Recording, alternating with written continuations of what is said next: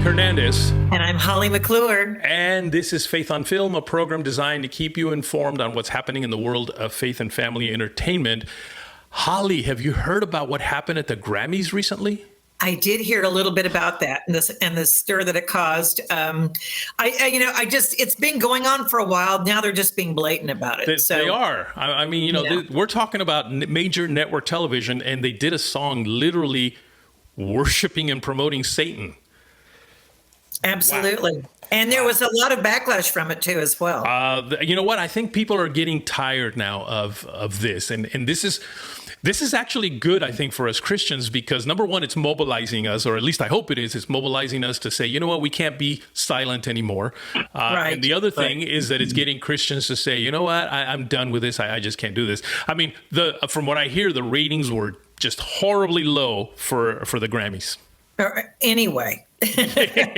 Anyway, and then for most of the award shows lately, it has been like that. It has been. But I think it's now there was a Satanist course that wants to get into high school that has a Satan club after school, just like they have Christian clubs, and they're trying to get kids and promote it into that. We're seeing it across the board in our culture, and it's coming on strong, which makes you feel like we're in the end times, doesn't it, Isaac? Yes, we are. And you know what? That is the perfect segue because our guests today have just finished their second movie, and both of them are post-apocalyptic movies, and so it's just very interesting what's happening here. Let me just give you a quick introduction. Duane McCoy is a producer and director who, along with his wife, producer Antoinette, are known for their movies New World Order, The End Has Come.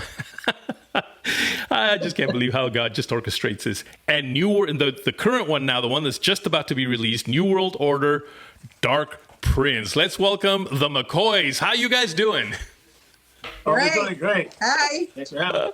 Well, what did you guys think of the Grammys? What did you think of that whole Satan song? I mean, what's your impression of that?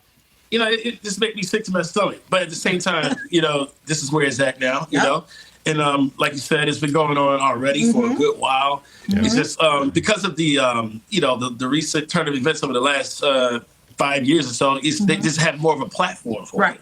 And but it's just in reality the truth. What's really going on under the cover, and it does point to me that how soon the Lord is to come.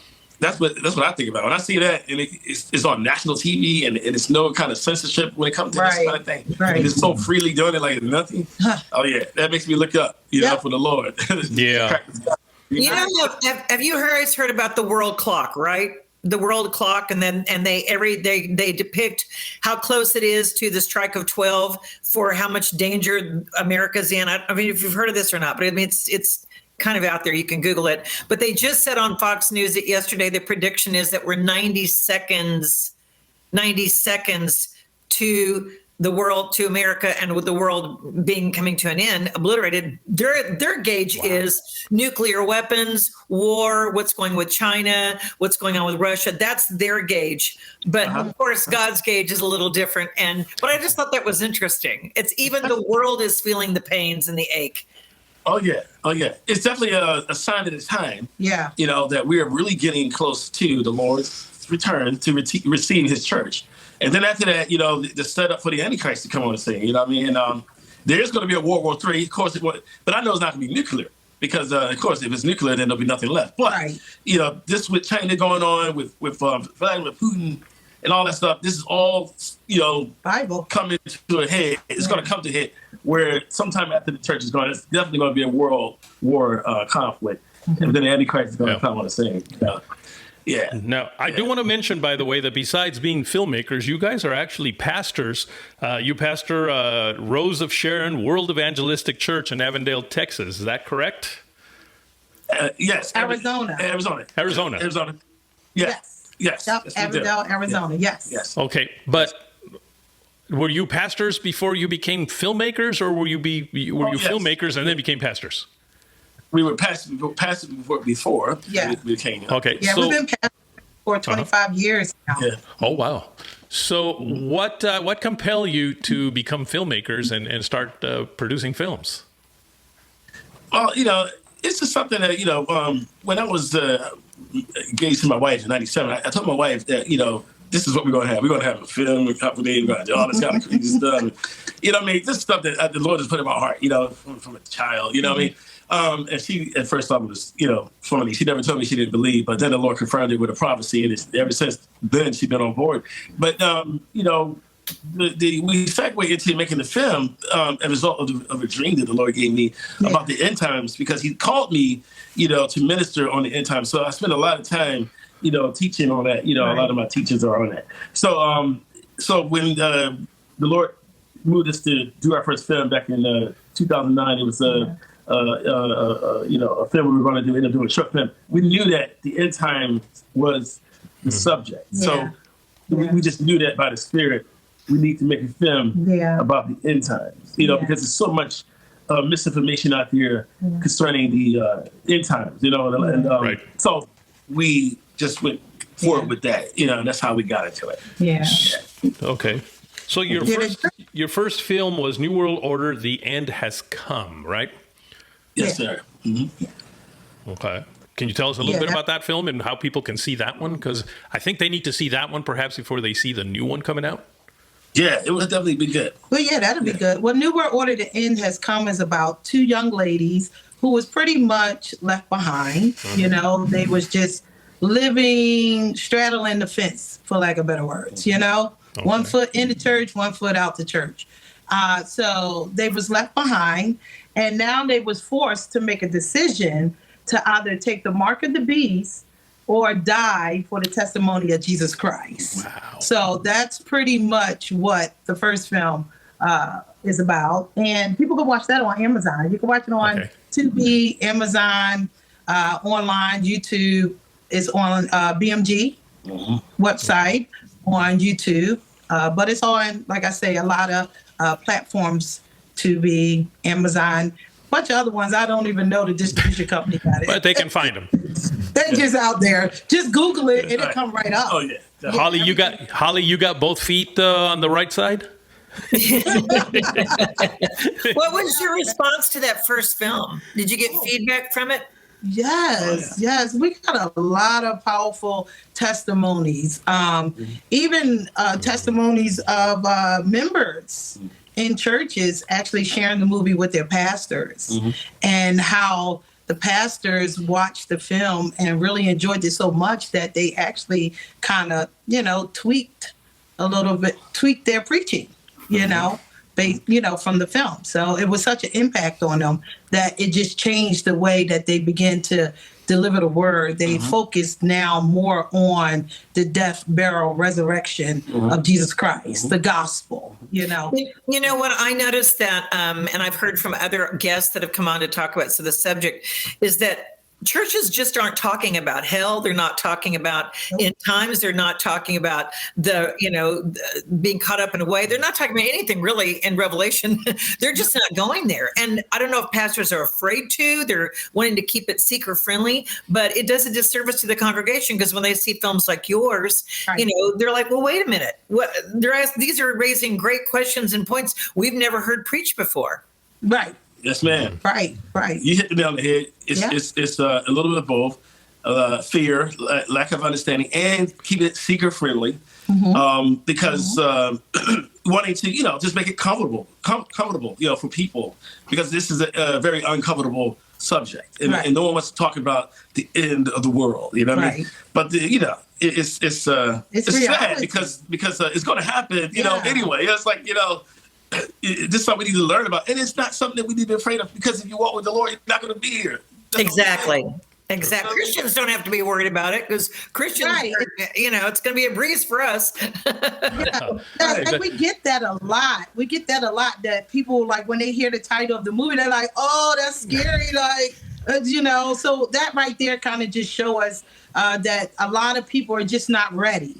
They're not ready for the catching away, you know, and it's very sad, you know. So we are really reaching out. We are really trying to reach as many people as possible, you know, and share, you know, what the film really is about, you know, and it's nothing to be afraid of. If you are saved, you know, you're not going to be here, you know, so Yeah.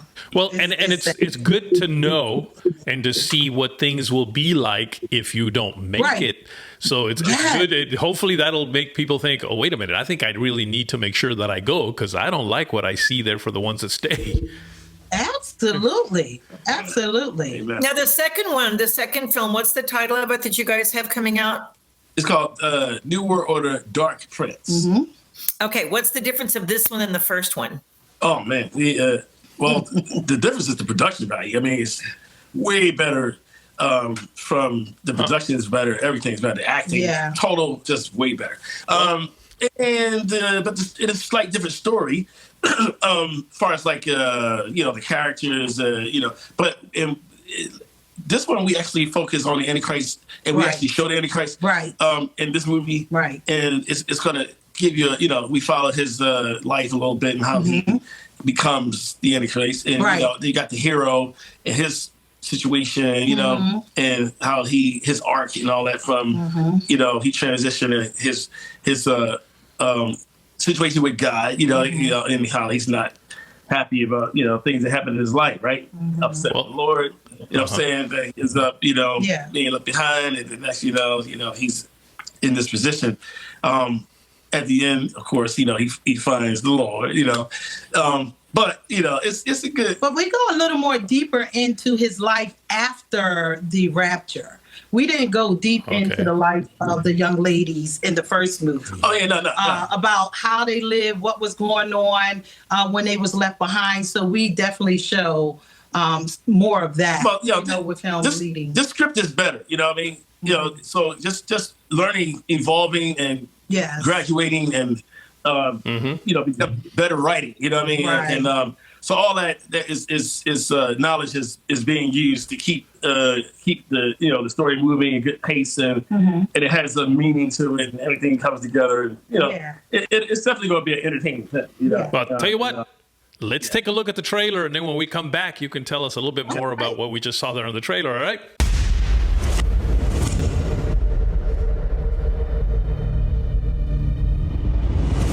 Dad, why don't we just go to a supermarket?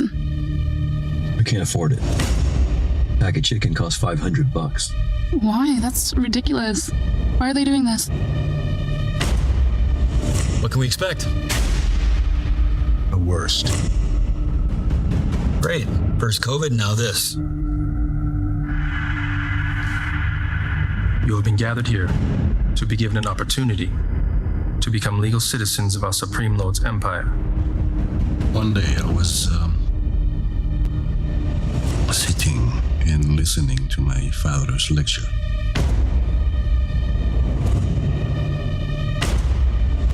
And I found myself gazing intently at this very post. And it spoke to me. There is more to your existence than you know.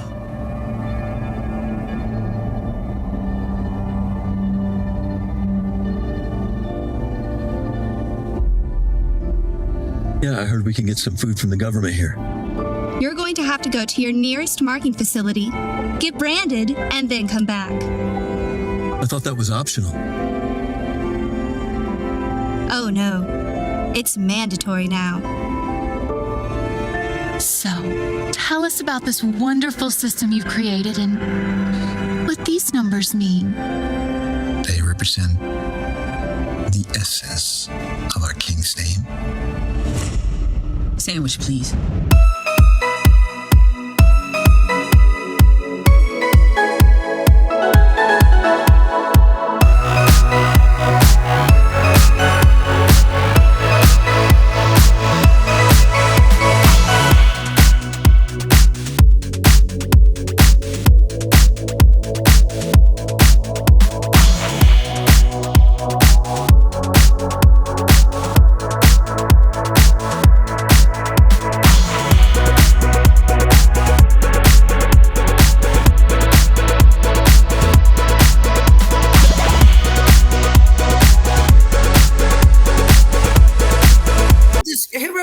For this? I wrote the script. My wife co-wrote with me. So you both co-wrote it? No, I'm the main writer. My wife co-wrote with me. Okay. Yeah. Okay. And I didn't recognize any of the stars or talent. However, that doesn't mean, are any of them on other movies or stage or screen? Did you use people you know? Who's the talent? The guy, our lead actor, his name is John Bedell. He's a Lifetime known with Lifetime. You'll see him a lot in Lifetime films and TV. His career has been TV, oriented and film, but showing up in like Marvel films, and he was in Nasty Drew. He had a big role in that in 2019. So he's starting to pop up. You'll see him here and there, but more of television and not on the Christian vibe. He's not a Christian actor. Right. He doesn't, do fake big films, right. But he's a secular guy. Yeah. But we met him back in 2013, I think. Yeah. I did recognize a few of the Christian actors. That African American lady that said, "I'm terrified." I've seen her in lots of Christian movies. And then that general looking guy, the older guy. Gary. Yes, Gary. I know him well. I've had him on the show. So yeah, it's great that you brought some of those folks in as well. Yeah, man. Yeah, we wanted, of course. We definitely wanted to have faith-based people, Christians, believers in the film. You know what I mean? Yeah. So the Lord bless us to have Gary and Teron, and what I mean, and and we plan on, Lord willing, to work with, more and more Christian talent as well. Mm-hmm. Yeah. We have another young lady, Vanessa. I forget Vanessa's last name, but Vanessa, she's in the Christian community too. She's in the film as well. Right. Yeah. Okay. So, yeah. She's on the platform. She's just not in the trailer. That's great. Now, when did you film this? Wow, we started filming this movie in 2017. Okay. We wrote the script 2016, okay. But remember, Isaac, you came to the film festival. Oh yeah. So we did the film festival in Philadelphia in 2016, and that's when the Lord specifically gave us when to start filming the movie, which was the next year, which was 2017, July 2017. The Lord said we would start filming then, and we actually did. We actually wound up start filming the film in July 2017. Here's the reason I'm asking is you talked about the price of, was it chickens or something? Chickens. And I just thought, okay, the price of eggs had not gone up yet when you filmed this. So there was definitely a prophetic element there. And I think if people would realize that really what we're going through right now, we should already know about it because it's been written about in the Bible for a long time, hasn't it? Yes, sir. Yep, it's definitely. We stayed true to the word. Wrote a story about a character, but when it comes out to that word, we were very careful to stay to the word and just use the word as a guide. So it talks about the Book of Revelation. When one of the woes that take place, the famine, and how that a barley of wheat for a penny, and something a measure of wheat for a penny, or something like that. But I looked up, I researched what a penny was. Back in that day, a penny denarius was basically equivalent to a week's wages. You know what I mean? So you figure, if some food would cost a week's wages, the average, wage of about $500, $600. You're looking at a pack of chicken can easily come to be, as much as $500 for a pack of chicken. You know what I mean? And then it turned around and happened, with inflation and all that stuff going on.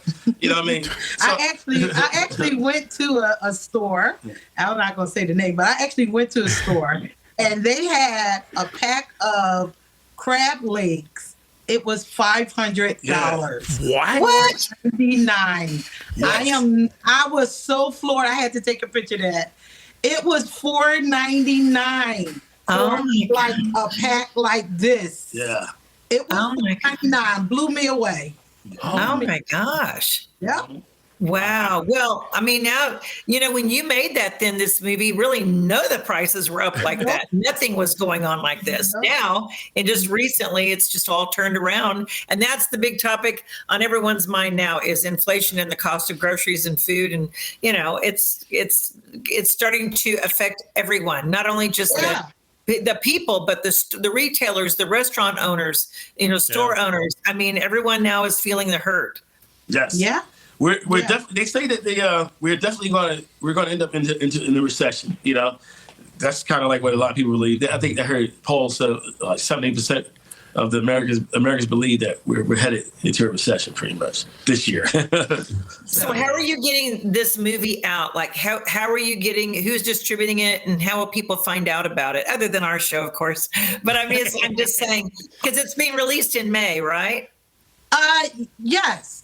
In May, what we're going to do is, because we put the trailer out a while back, but what we're going to do, God is leading us to start our own platform. We're familiar with distribution, and so we've been with distribution for 10 years now, and we're still today not in a position to produce more films. So what we were led to do was start our own platform, Legend Plus. So there you will be able to pay-per-view, watch, our film at Legend Plus. We're going to distribute it that way. We also are set up with Amazon Prime, so we're going to put it on Amazon Prime ourselves as well. And we're doing a short film theatrical release for a couple months. And we're pretty much going to just distribute it ourselves. And we're just going to patiently wait and believe God for the revenues to come in, so we can continue on, because this film is a saga. This is just not a one, hit quitter for us. It's a saga. It's a 4-part saga. So we want to be able to really thoroughly break down the book of Revelation. So it's going to take us 4 films to do it in total. Right. What's nice is that nowadays you technically don't have to have a quote unquote distributor. You can do it yourself. I mean, you could, like you said, you set up your own platform. It isn't like the old days where a distributor had to put it out into the bookstores and all that. Now you can pretty much do it yourself. What you do need, of course, is the marketing, so people will know how to get it. Right. Exactly. We have a publicist that is now working on the film and putting us, before certain individuals, so that's the plan. We're going to put because we're self-financed, once we are done with the film, we're say 95% done the CGI, we're in post-production. So once we are done with that, then we can focus more on the marketing side, and Lord willing, you never know who may come and want to, get on board and help us with the marketing, as well as partner with us for the next film. Well, like Holly said, that's what Faith on Film is here for. Amen. And other outlets, in doing these kind of films, and you have Christians and non-Christians working on it as well. Were there any interesting stories or, from the set of filming, and maybe not funny, but interesting, like even spiritually interesting, how they interpreted the script or what they thought, or any stories that happened from there? Well, I can definitely say that people, like the non-believers, they were intrigued by the story, and a lot of conversation took place about the Bible.